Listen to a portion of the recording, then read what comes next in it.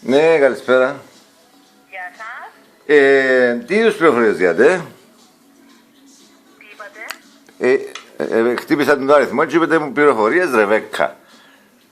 Ναι. Και ρώτησα σας τι είδους πληροφορίες διάτε? Πληροφορίες καταλόγου 182. Και το τηλέφωνημα του τον ηχογραφείτε? Βεβαίως.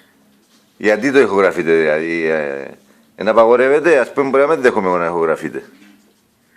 Για λόγους ασφαλείας, διότι μπορεί ένας πελάτης να ισχυριστεί οτιδήποτε που δεν ισχύει και ελέγχονται τα πάντα. Εντάξει, δηλαδή τώρα εσύ, καλά ρε παιδί μου, διάτε άλλες πληροφορίες, άλλες πληροφορίες.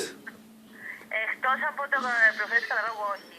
Καλά, σαν έτσι ανθρωπιστικά δηλαδή, επειδή είμαι μόνος μου σπίτι και έγραψα ένα μπήμα και θέλω κάποιον να το πω και δεν ξέρω κανένα, γιατί μου ήρθα από την Αμερική, να μας πάρει ας πούμε 20 δευτερόλεπτα, για σου πώς μου πεις αν το γράψα καλά.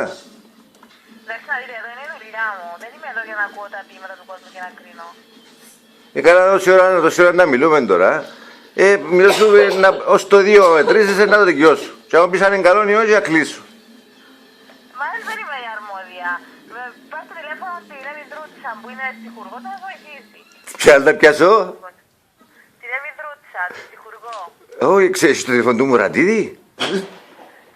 Όχι, πάστε στο Μέγας και πάστε τα στοιχεία του. Να σου πω, εντιαμε η Αντωνία. Ποια Αντωνία? Πρέπει και σας πριν λίγο και πάτε σε μια Αντωνία και έλεγε μου λάθος νούμερο και νόμιζα ότι να απαντήσει η Αντωνία. Μα πώς είσαστε εντιαμε?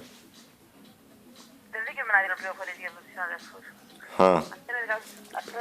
Το είπα, άκου να δεις, εγώ τώρα επειδή το τηλεφωνικό ηχογραφείτε και είμαι πελάτης στη ΣΥΔΑ 30 χρόνια, αν δεν δεχτείς να σου πω το ποίημα σε 2 δευτερόλεπτα να μου πεις αν είναι καλό ή όχι, θα μιλούμε μια ώρα να λαώσω του. Τέλος πάντων, πες το ποίημα να τελειώσουμε.